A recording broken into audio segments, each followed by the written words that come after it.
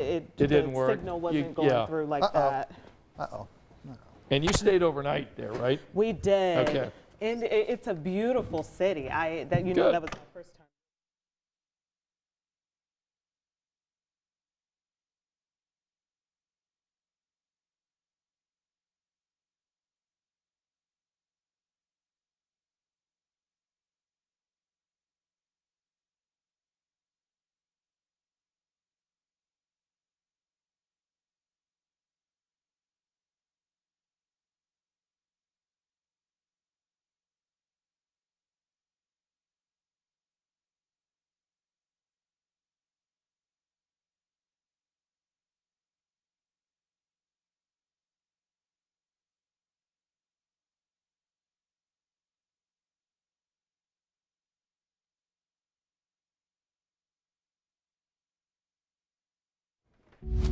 Russia bans Instagram. Indianapolis gets ready to host March Madness. And get ready for 60s and 70s in the forecast. Felicia, how about that to start the week? I am holding it all in. I'm excited. There's a lot to be excited about here on this Monday night. Great to be with you here wherever you are watching. Thank you so much for joining us.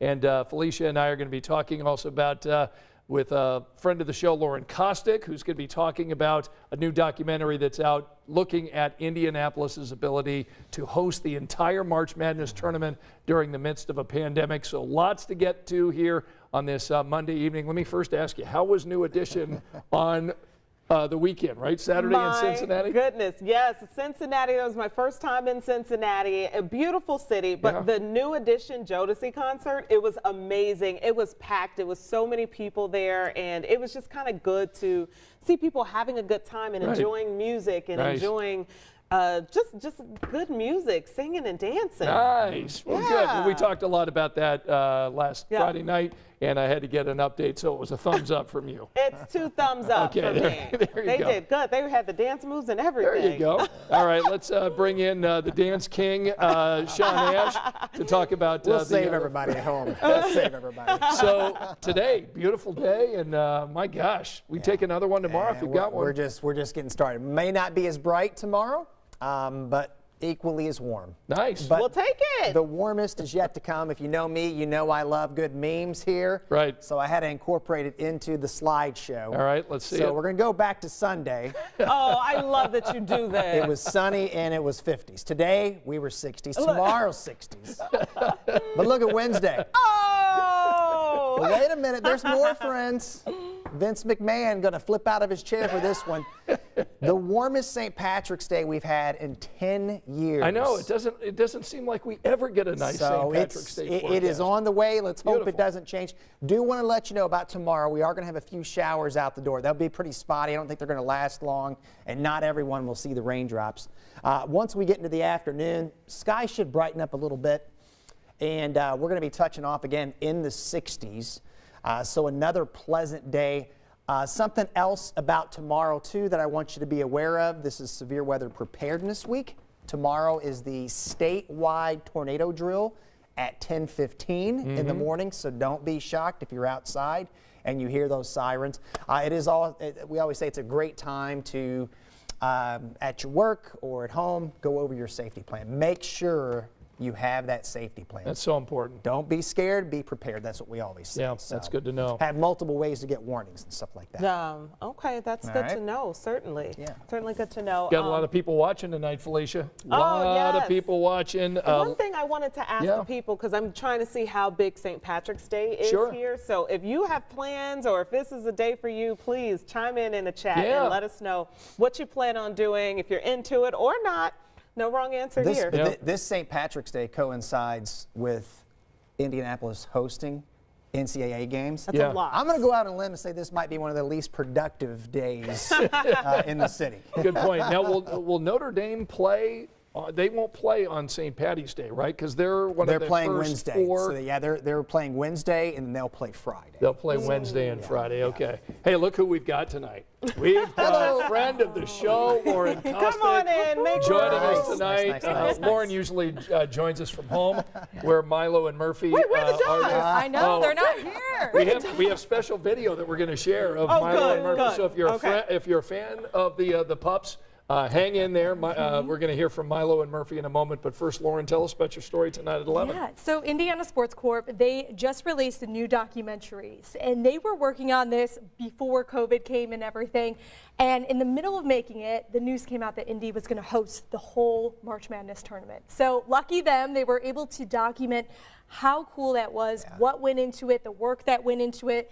And they just released it a few weeks ago, so you can see sort of the behind the scenes of putting it all together. Right.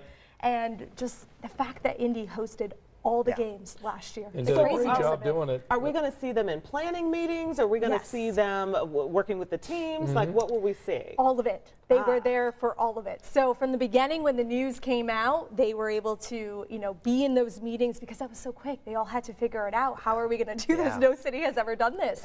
So it was really cool to see that, and anyone can go watch it. You can go to the Indiana Sports Corp website and fill out a form, and you can watch it for free. Okay. Yeah. You think about what our city had to do during this pandemic. If things were locked down and you had all these teams come in and you had all the testing, of course. You had to keep the players away, and they had all the practice courts at the convention center. It was just a stunning achievement by our city. As Jim Nance said more than once over the weekend, no one does championship events like Indianapolis. And we know and that. last year was a testament to the city for Okay. sure. Yeah, I feel like we deserve it too. Look what just has happened the last couple of years. Like, we deserve this win. Like, this is a win, I think, for all of us. For sure. Exactly. And we've got first and second round games coming up in our city Thursday and Saturday of this week at Gainbridge Fieldhouse. So the documentary is available, and if you want to see it, again, how do you see it? Go to the Indiana Sports Corp website, and you'll see the little tab for documentary. You click there, fill out the form, and you're good to go. Cool. All right. Yeah. We're interested in your dogs. I know, We I always- feel we weird always- without them. Yeah. Usually this is when I'm like shaking the treats for them to come. But I put together a video because Scott asked me that. Oh, He was good. like, do you have any recent videos of the Yeah. dogs? And I felt like a bad mom because I don't. Yeah. But here they are. This is when they first met as puppies. So you've seen them as they're older here, a year and a half, but this is when they first met, when they were both little puppies. Wait, so you got pandemic puppies, I sure did. I sure and did. you got 2 of them. Yes, I know. That is Milo. That's Milo, but isn't it crazy how small they were? Yeah, That's like yeah. a year and a half ago. So That is awesome. no one's seen them that small. So I was like, Those you know what? faces, man. We'll do a little throwback on this Monday. And they're just little buddies, aren't they? Yeah, and they still play like that, as you've seen. They're not as trained as they are now, right? With the stick and the claws. But they're best friends. So it's so funny because they've been with each other since the Yeah. beginning. That's so cute. Yeah. Well, I could just look at this all night. What went into the decision to get 2 puppies? One puppy is a big commitment. One was my boyfriend's, and I had mine okay. planned before his, and in all fairness, So I was, and then we met, and then I was like, "You're getting a dog?" I was like, "I'm getting a dog." There we go. And then here we are. So Yeah. but it worked out because they entertain each other. It's, They it's the way do. to go. They're little brothers. They are Yeah, cute. it's like kids. And I know that people are going to be chiming in on this tonight. Tanya loves it. Liz says, OMG, Lauren, stop. Teresa says, sweet puppies, love it. Let's see, Tanya says, thank you for the video, so cute. So, We we've needed got a that. It yeah. helps on Mondays, We right? need that. Oh, yeah. Yeah. It helps any day, Like, oh, actually. yeah, right? All right, well, stay here because we do want to talk about this other story before we say goodnight to you. Instagram, Felicia, saying no more Instagram, or Russia saying no more Instagram in Russia. Yeah, I mean, it's actually Russia that's making the decision. Right. And let me see, Facebook was blocked since March 4th, and 60 million Instagram users are in Russia. That's 40% of their country's population, and they're not going to have access to this. So, firstly, a lot of influencers are upset at this because this is how they make their money. Right. But then when you get down to a cultural level, it's more than just having fun on social media. It's also a place where people get news. It's where they connect with family members. I know that Facebook has the check-in, the family check-in, where you can let your loved ones know if you were in a disaster area. You can let them know, check-in, that you were safe. Right. So they're really blocking off and isolating Russia's population.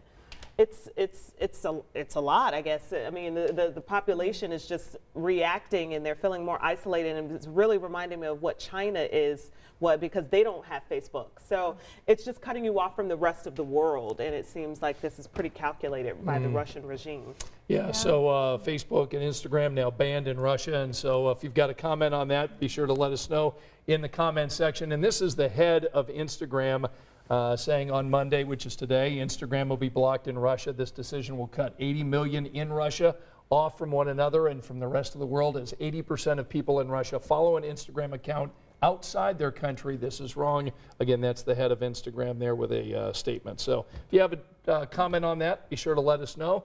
And Sean, I know there are probably a lot of people that are interested in learning a little bit more about your forecast for tomorrow and the days to come. Yeah, quiet for the most part tomorrow, spotty showers. I want to let our IU fans know that might be heading over, taking Dayton. that, about an hour, 45 minutes, 2 hours to Dayton.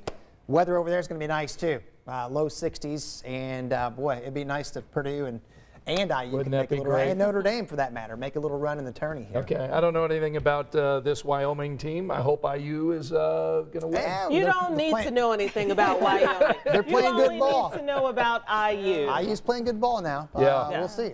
And then you mentioned Purdue. They're up in Milwaukee, and so Yeah, they're getting it's maybe some snow up there. interesting because one of the models we use for forecasting shows a winter storm in Milwaukee on Friday. okay.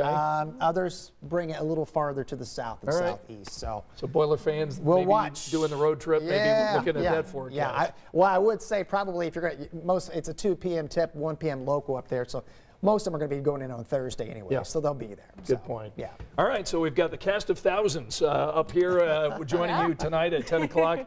We're on a variety of platforms. Thank you so much for watching wherever you may be watching. We hope to see you tonight on 13 News at 11. Good night.